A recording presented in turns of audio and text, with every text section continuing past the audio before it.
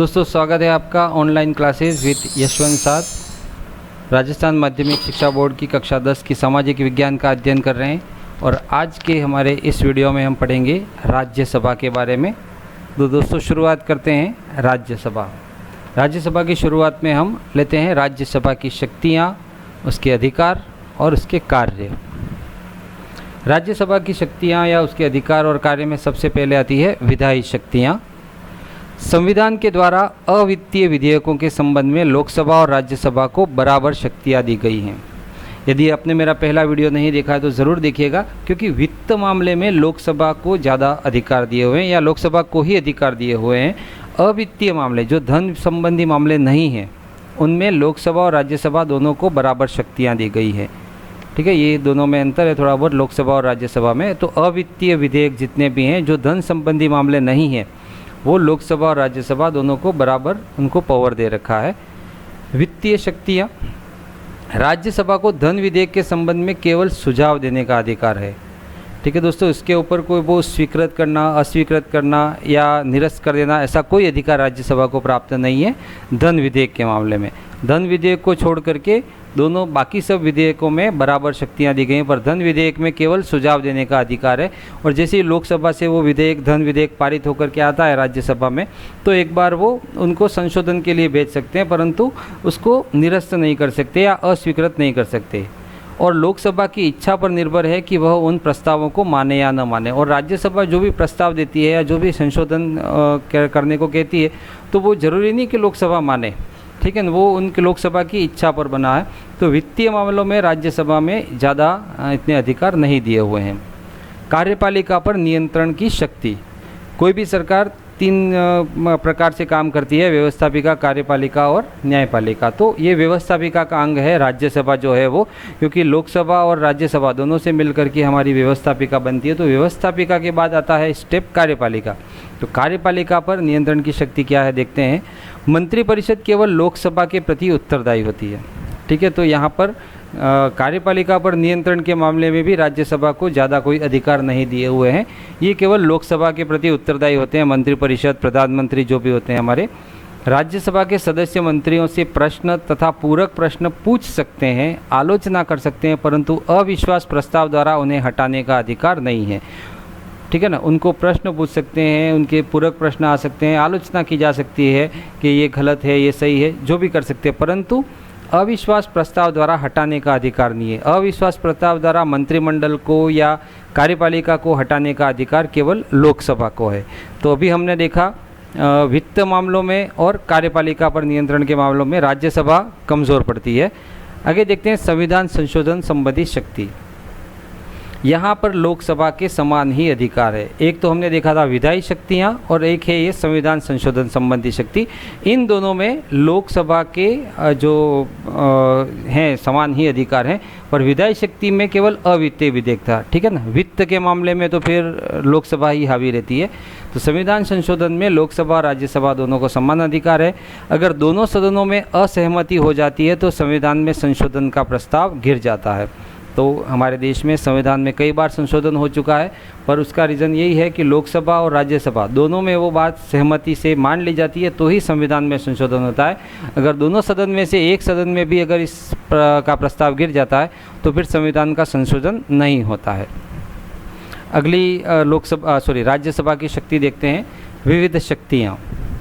राज्यसभा के निर्वाचित सदस्य राष्ट्रपति के चुनाव में भाग लेते हैं। ये अपन ने इसके पहले वाले वीडियो में देखा था जब लोकसभा पढ़ रहे थे अपन, कि लोकसभा के सदस्य, राज्यसभा के सदस्य और विधानसभा के सदस्य जो होते हैं वो राष्ट्रपति के चुनाव में भाग लेते हैं।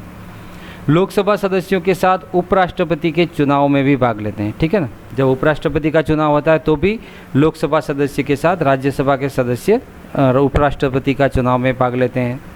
लोकसभा के साथ मिलकर के राष्ट्रपति सर्वोच्च न्यायालय के न्यायाधीश और कुछ पदाधिकारियों पर महाभियोग भी ला सकते हैं। महाभियोग का मतलब होता है जिसे उनको पद से हटाना होता है, उन पर कोई आरोप लग जाता है, तो ऐसे समय में लोकसभा के साथ मिलकर के जो राज्यसभा है वो राष्ट्रपति, सर्वोच्च न्यायालय के न्यायाधीश और पदाधिकारियों पर महाभियोग ला सकते हैं। तो लोकसभा, राज्यसभा और राष्ट्रपति तीनों मिलकर के जो हमारी सुप्रीम कोर्ट है उसके न्यायाधीश पर या उसके पदाधिकारियों पर महाभियोग ला सकते हैं।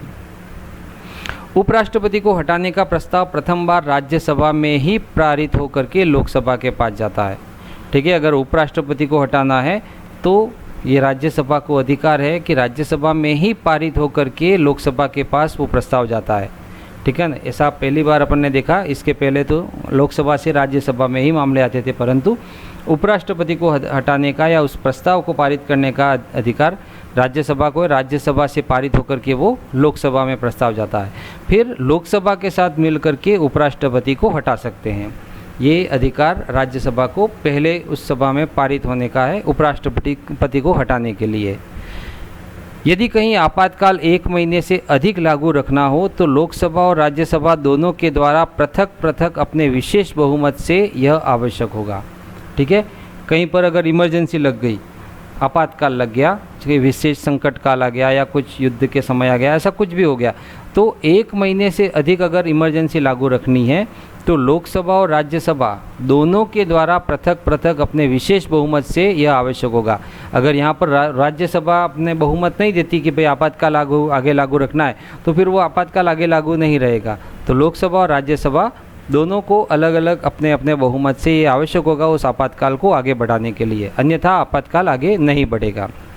विशेष अधिकार देखते हैं राज्यसभा को। राज्यसभा को 2 ऐसे अधिकार प्राप्त हैं जो लोकसभा को नहीं है। एक तो अभी अपन ने देखा था, हालांकि यहाँ पर केवल राज्यसभा नहीं है, वो लोकसभा फिर आगे आ जाती, परंतु ये जो प्रस्ताव है वो राज्यसभा में ही पारित होता प्रथम बार। ठीक है, यहाँ पर विशेष अधिकार देखते हैं क्या है राज्यसभा को विशेष अधिकार।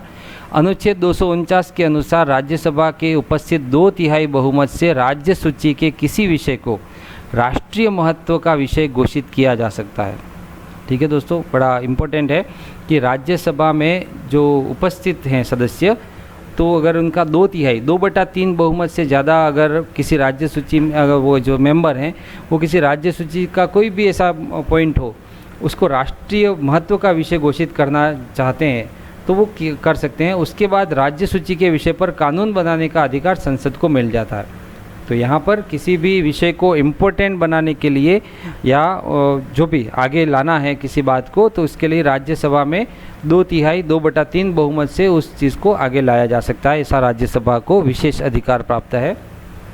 अगला है अनुच्छेद 312 के अनुसार राज्यसभा अपने 2/3 बहुमत से, यानी आधे से ज़्यादा 2/3 बहुमत से प्रस्ताव पास करके नई अखिल भारतीय सेवाएं स्थापित करने का अधिकार केंद्र को दे सकती है।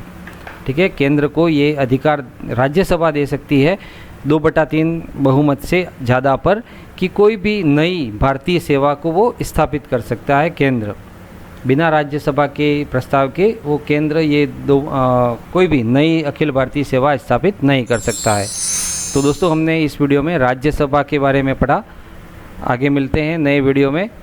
प्लीज़ वीडियो को कमेंट कीजिएगा, कैसा लगा आपको, लाइक कीजिएगा, शेयर कीजिएगा और सब्सक्राइब ज़रूर कीजिएगा। धन्यवाद।